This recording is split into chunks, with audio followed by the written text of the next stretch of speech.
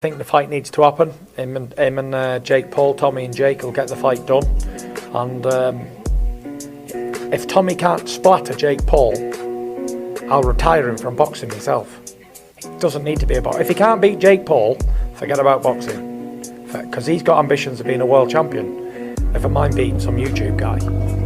But it's a great fight for the social media world. But if Tommy has got any ambitions on being a world champion, his name's Fury. If he can't beat Jake Paul, I'll have to change his name. How about that? Bro, that shit crazy. That shit is crazy. I guess it's more pressure. And hearing in the same video, hearing Tommy Fury's voice, he did kind of look shook. He looked a bit scared and worried.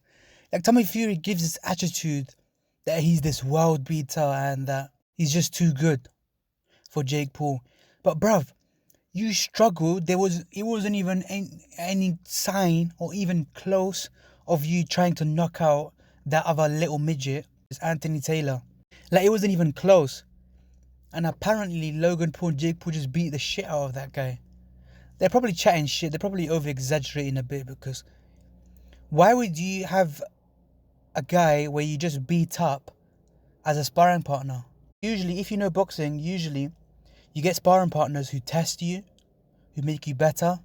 So I feel like Tommy Fury gives this vibe that he's just going to knock out Jake Paul just because Jake Paul's a YouTuber.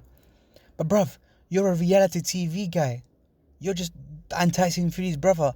That doesn't give you the right to knock anyone out. And the last fight clearly showed it. The last fight literally exposed Tommy Fury so badly. So badly. And of course, if Tommy Fury knocked out Anthony Taylor in one round, like a Nate Robinson type KO, then I don't think Jake would have fought him. Like I've been saying all this long. If Jake felt that he would lose against Tommy, he wouldn't be fighting Tommy, because Jake's got more to lose. Especially seeing that McGregor's there's a feeling that Jake Paul might get the McGregor fight, because McGregor doesn't really have that many options anymore after losing to Dustin Poirier. So I genuinely think that Jake Paul thinks he can beat Tommy.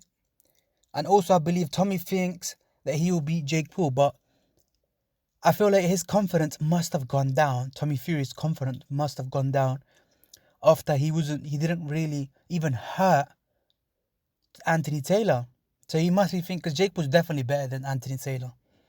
So Tommy Fury is probably thinking that, obviously you always have to back yourself, but he definitely thinks the Jake Paul fight will be harder than what he thought or expected. Say he never fought Anthony Taylor and he just went to the Jake Paul fight, he would have probably took Jake Paul lightly and said, he's just a YouTuber, I'm going to just walk through him. But him fighting Anthony Taylor probably said, yo, I'm a bum. I'm a little clown too. I'm trash.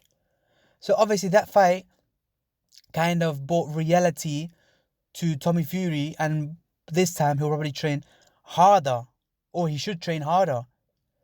Because if he couldn't stop Anthony Taylor, then he needs to go for it against Jake Paul, because Tommy's not stupid. He knows that if the fight goes points and it's close, they're going to give it to Jake Paul, because he's the main guy, he's the star, he's the cash cow in a way. Even though I don't believe he's as big as some people claim or he claims to be.